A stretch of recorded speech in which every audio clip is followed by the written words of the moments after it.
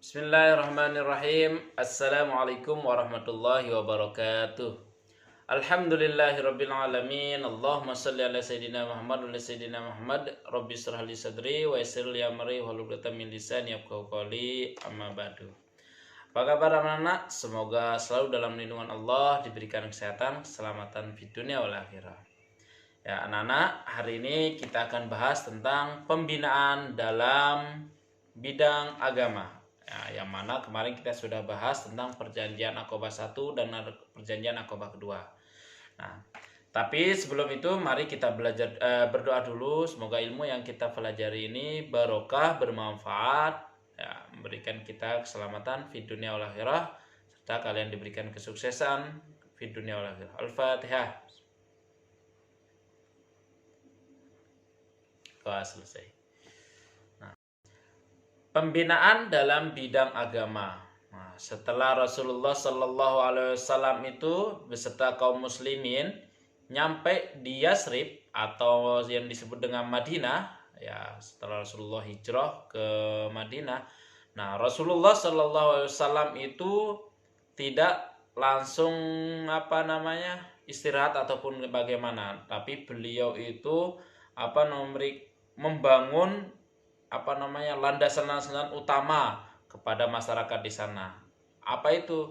Yaitu keimanan dan ataupun akidah yang kuat. Nah, agar negara bagus, maju, maka keimanan dan akidah yang kuat itu yang dijadikan dulu, diterapkan di masyarakat Yasrib. Nah, di sini Rasulullah SAW membangun. Yang pertama kali beliau lakukan adalah ketika sampai di Madinah, yaitu membangun masjid, ya. Yaitu baru yang pertama kali dibangun adalah Masjid Quba, ya. Masjid Quba yang kurang lebih 5 km dari Masjid Madinah, ya, kurang lebih dari antara Denpasar dengan Canggu lah, ya. Kurang lebih jaraknya. Di sini Rasulullah Shallallahu Alaihi Wasallam ya membangun Masjid Madinah itu, Masjid Nabawi itu pada bulan Rabiul Awal tahun 1 Hijriah, ya, bertepatan pada bulan September 622 Masehi. Nah, di sini beliau bergotong royong untuk membangun Masjid Nabawi secara bersama-sama. Nah, sewaktu Nabi Muhammad SAW sampai Madinah, kaum Ansor ini menawarkan baginda Rasulullah SAW agar istirahat di rumahnya atau tinggal di rumahnya para sahabat yang ada di Madinah atau kaum Ansor. Tapi Rasulullah SAW tetap menaiki ontanya sambil berkata, di mana onta saya berhenti, nanti itu tempat saya akan tinggal. Akhirnya benar juga Rasulullah SAW itu tetap sambil nunggu berjalan-jalan untanya beliau. Nah, ternyata untanya berhenti di suatu rumah, yaitu namanya rumah Abu Ayyub Al-Ansari. Nah, untanya Nabi Muhammad SAW di sana berhenti berlutut.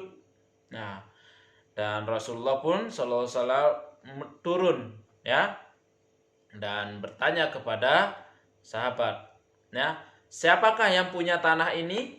Nah, lalu Mu'ad Arfa menjawab bahwa tanah itu adalah milik Sahal dan Suhail. Ingat, namanya adalah Sahal bin dan Suhail. Yang mana kedua anak itu adalah anak yatim piatu. Nah, anak yatim piatu yang diasuh sama siapa? Asad bin Zurarah. Nah, Nabi SAW kemudian meminta kerelaan dari kedua anak yatim itu, Sahal dan Suhail, agar bersedia ditempatkan di rumah tanahnya itu untuk dibangun masjid. Nah, namun Sahal dan Suhail ini mereka malah mewakafkan tanahnya untuk dibangun masjid. Namun Rasulullah SAW ya bukannya tidak mau, ya. Bukannya Nabi Muhammad SAW tidak mau menerima wakaf tersebut kecuali dengan dibelinya dikasih seharga 10 dinar ya. Nah, di atas sana itu terdapat beberapa kuburan orang musyrik serta kaum muslimin. Nah, Rasulullah SAW itu langsung memerintahkan sahabat agar dibongkar kuburannya itu, dipindahkan ya. Di sana juga ada kurma dan dipindahkan semua. Nah, setelah pembongkaran itu ya, langsung Rasulullah SAW meletakkan batu pertama untuk pembangunan masjid di sana ya. Di sana dibangunlah Masjid Nabawi ya. Setelah itu Masjid Nabawi itu selesai dibangun. Nah, Nabi Muhammad SAW menggunakannya untuk berbagai keperluan. Seperti apa? Ya, ingat. Nah, ini kegunaan masjid di zaman itu. Yang pertama adalah apa? Yang pertama, satu, pusat peribadahan. Ya, ingat di situ tempatnya. Yang kedua, pusat perencanaan kegiatan masyarakat. Nah, masjid itu bukan hanya digunakan untuk sholat saja, tapi di sana menggunakan untuk apa? Semua kegiatan masyarakat, ya. Yang ketiga apa? Pusat latihan dan pendidikan dari Nabi Muhammad SAW, ya. Nah, di sini bukan hanya suka ibadah atau apa, tapi di sana tempat juga pendidikan. Nah, kalau sekarang itu kita sebut sebagai TPQ juga nggak apa-apa, ya. Pembelajaran agama Islam, kitab dan sebagainya ya di sana. Yang keempat apa? Menampung kaum muhajirin dari Mekah yang kehabisan bekal. Ya, orang-orang Mekah yang kehabisan bekal. Nah, masjidlah yang digunakan untuk tempat tampungan, ya, menampung di sana, ya. Kalau di sini kita harus izin dulu ke marbot ya, di Denpasar ya, ataupun di Bali ya. Tapi itu aturannya ya nggak apa-apa. Nah, kalau dulu masjid itu digunakan untuk menampung orang-orang kaum muslimin yang kehabisan bekal, maka ditampunglah di sana. Ya, itu yang perlu kita contoh ya. Dan kelima yaitu apa? Tempat mengadili perkara-perkara yang diselesaikan oleh Nabi Muhammad SAW. Ketika ada perkara yang sangat sulit, maka di situ tempat penyelesaiannya.